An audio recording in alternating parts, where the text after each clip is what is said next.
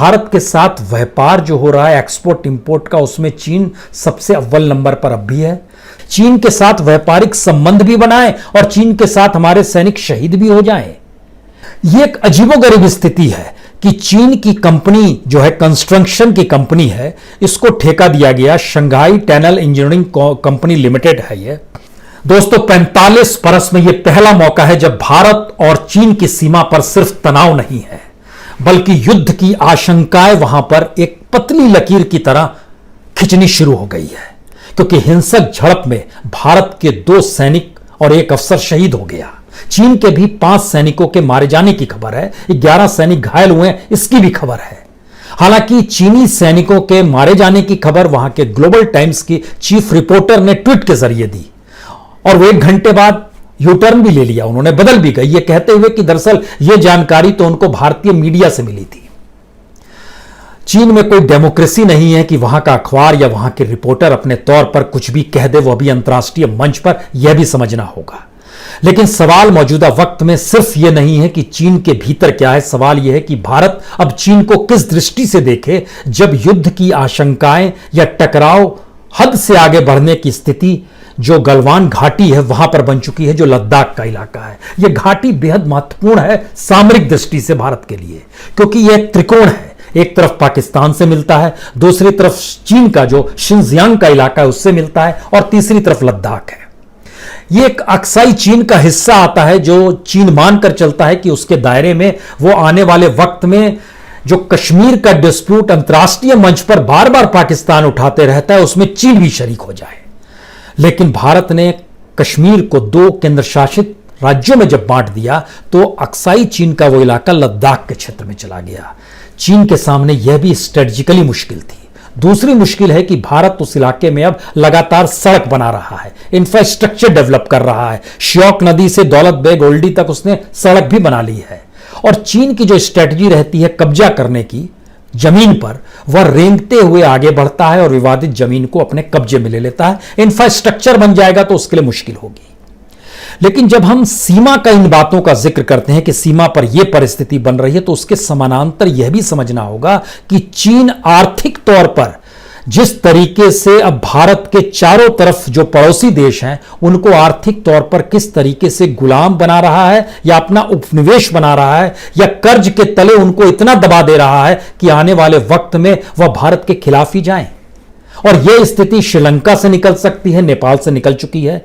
पाकिस्तान तो पहले से जिस रूप में भारत के साथ रहा यह हर कोई जानता है। यह स्थिति हो सकता है आने वाले वक्त में बांग्लादेश से निकल आए। इसको लेकर एक पूरी रिपोर्ट हार्वर्ड यूनिवर्सिटी की आई। हम उस रिपोर्ट का जिक्र करें उससे पहले इन बातों को जरा समझिए कि हम सीमा पर जब टकरा रहे हैं तो 4 दिन पहले ही एक रिपोर्ट आई कि भारत में चीन की एक कंपनी को ठेका दे दिया गया है। यह एक अजीबोगरीब स्थिति है कि चीन की कंपनी जो है, कंस्ट्रक्शन की कंपनी है, इसको ठेका दिया गया। Shanghai tunnel engineering company limited है ये। दिल्ली से मेरठ तक एक रीजनल रैपिड ट्रांजिशन सिस्टम बन रहा है। यानी चीन की कंपनी भारत के भीतर इंफ्रास्ट्रक्चर में भी शामिल हो, और चीन के साथ हम युद्ध की स्थिति सीमा पर भी रख के चीन के साथ व्यापारिक संबंध भी बनाए, और चीन के साथ हमारे सैनिक शहीद भी हो जाएं। 2014 के बाद से 2020 तक की स्थिति है कि 2014 में जो चीन का माल भारत आता था, जो एक्सपोर्ट होता था, वो 14% था टोटल इंपोर्ट का, जो दुनिया से माल आता था। लेकिन वो बढ़ते बढ़ते 38% तक हो गया। हम उसके साथ व्यापार भी बढ़ा रहे हैं। हाई स्पीड रेल कॉरिडोर जो बनाना है दिल्ली गाजियाबाद मेरठ तक का, ये तकरीबन इसकी जो पूरा का पूरा एनालिसिस किया गया, इसमें कितना खर्चा आएगा, उस खर्चे का जो छोटा हिस्सा था लगभग 30,274 करोड़ की ये पूरी की पूरी योजना है। इसमें जो टनल बनाने का काम था 5 कंपनियों ने बिड किया। अब ये सवाल है, ये कैसे संभव है कि आप एक देश से लड़ रहे हैं और उसी देश की कंपनी को इजाजत भी दे रहे हैं कि आप हमारे यहां आइए और किसी तरीके से यहां टनल बना लीजिए। आपको बिड में भी शामिल करने की जरूरत नहीं होनी चाहिए थी, लेकिन किया गया। ये तो एक हिस्सा है। 4 बार भारत के प्रधानमंत्री चले गए, 3 बार उनके राष्ट्रपति आ गए। लेकिन याद कीजिए टकराव की स्थिति क्या होती है। इंदिरा गांधी अपने 16 साल के प्रधानमंत्री पद के दौर में कभी भी चीन नहीं गई। इसलिए नहीं गई, इसको लेकर एक घटना का हम जिक्र आपसे करना चाहते हैं। इंदिरा गांधी एक बार धारचूला के इलाके में गई थी और वहां के एक सैनिक ने बताया कि यह सीमा का इलाका, इसके बाद चीन पड़ता है। और लेकिन वो हल्की सी पहाड़ी की स्थिति थी। इंदिरा गांधी दौड़ते हुए चढ़ गई। बाद में सैनिक ने पूछा कि ये तो आप बोली, मैं देखना चाहती थी वो कौन सा देश है जो यहां से दिखाई भी देता है, जिस देश ने भारत के साथ धोखा किया। 1962 का युद्ध उनके जहन में था। चीन अंतर्राष्ट्रीय तौर पर मौजूदा वक्त में कोरोना वायरस को लेकर जब कटघरे में खड़ा है, खासतौर से WHO की भूमिका को लेकर भी अब दुनिया कटघरे में चीन को खड़ा कर रही है, और चीन की मार्केट इकोनॉमी कहीं ना कहीं डामाडोल हुई है। लेकिन इन सब के बावजूद भी चीन स्ट्रेटजिकली आर्थिक तौर पर ही युद्ध करता है। उसकी स्ट्रेटजी कभी सीमा पर सैनिकों के जरिए युद्ध करने की इस दौर में नहीं रही है। हमें लगता है इन दोनों चीजों को बैलेंस करके भारत को किस दृष्टि से चीन को देखना होगा, यह भी समझना चाहिए। चीन को लेकर एक रिपोर्ट आई है, वर्ल्ड इकोनॉमी की रिपोर्ट है, किल यूनिवर्सिटी की जर्मनी की, और एक दूसरी रिपोर्ट है हार्वर्ड बिजनेस रिव्यू की रिपोर्ट आई है। इन रिपोर्ट्स में बताया गया है कि भारत के इर्द गिर्द का जो हिस्सा है, जिसमें श्रीलंका खास तौर से, वह एक तरफ से चीनी कर्ज में डूब चुका है। मालदीव चीनी कर्ज में डूब चुका है। नेपाल वह जिस तरीके से अब कर्ज में शिकंजे में आ चुका है। बांग्लादेश वह भी धीरे धीरे चीनी शिकंजे में आ रहा है। एक ऐसी स्थिति बन रही है। इसमें उसने बताया, इन रिपोर्ट्स में इस बात का जिक्र है कि जितना वर्ल्ड बैंक और इंटरनेशनल मॉनेटरी फंड IMF जितना पैसा नहीं देता है दुनिया के अलग अलग देशों को कर्ज के तौर पर, उससे ज्यादा अकेले चीन ने दिया है। 150 देश दुनिया के ऐसे हैं जिसको चीन ने लोन दिया है। वर्ल्ड बैंक या IMF जो है यह 200 अरब डॉलर देता है, लेकिन चीन अकेले लगभग 1.5 लाख करोड़ डॉलर दे देता है, जो कई गुना ज्यादा है। और तो और 12 देश तो ऐसे हैं जिनकी GDP है, उस GDP से भी 50% ज्यादा उसने लोन दे दिया। तो जब देश कर्ज में डूब जाएगा किसी दूसरे देश की, तो उसकी जमीन का इस्तेमाल चीन ही करेगा। और जब भारत के चारों तरफ की स्थिति ऐसी बनती चली जा रही है, तो इसके मतलब क्या होगा। यूनाइटेड नेशन की भी एक रिपोर्ट है जिसमें इस बात की जानकारी दी गई कि चीन जो है अपने इन्वेस्टमेंट को और कर्ज देने को लगातार बढ़ा रहा है, जबकि दुनिया में कम हो रहा है, लेकिन चीन लगातार बढ़ा रहा है। क्योंकि नेपाल ने यूं ही अपने आप को मानचित्र को सामने नहीं रख दिया, जिसमें भारत की जो जमीन है और भारत के जो 3 इलाके हैं जो उसने दिखला दिए हैं, यूं ही नहीं दिखलाए हैं। उसके पीछे भी कहीं ना कहीं चीन खड़ा है, क्योंकि चीन में कभी भी नेपाल में कभी भी चीन के राष्ट्रपति नहीं जाते थे। और लगभग 23 साल के बाद शी जिनपिंग पिछले साल अक्टूबर में पहुंचे, और वहां पहुंचकर उन्होंने 26 अरब नेपाली रुपए, भारतीय रुपए में तब्दील कीजिएगा तो तकरीबन 35 अरब रुपए उन्होंने तुरंत दे दिए। और उसके बाद जो प्रोजेक्ट रिपोर्ट है, जो बेल्ट एंड रोड इनिशिएटिव है, उसमें नेपाल को अपना साझीदार बना लिया।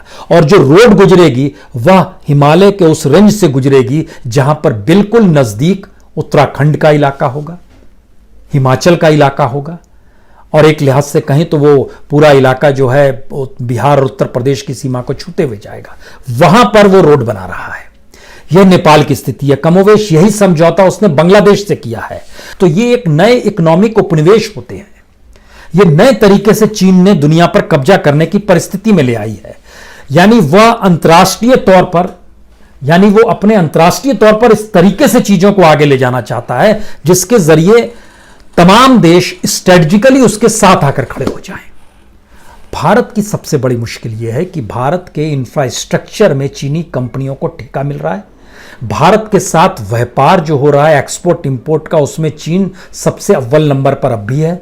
सीमा पर सबसे ज्यादा तनाव की परिस्थितियां अगर बन रही है मौजूदा वक्त में, तो वो पाकिस्तान के साथ बन रही हो आपस के संबंध को लेकर, नेपाल के साथ बन रही हो, और चीन अपने तौर पर मौजूद है, तो सबके पीछे कहीं ना कहीं चीन ही खड़ा है।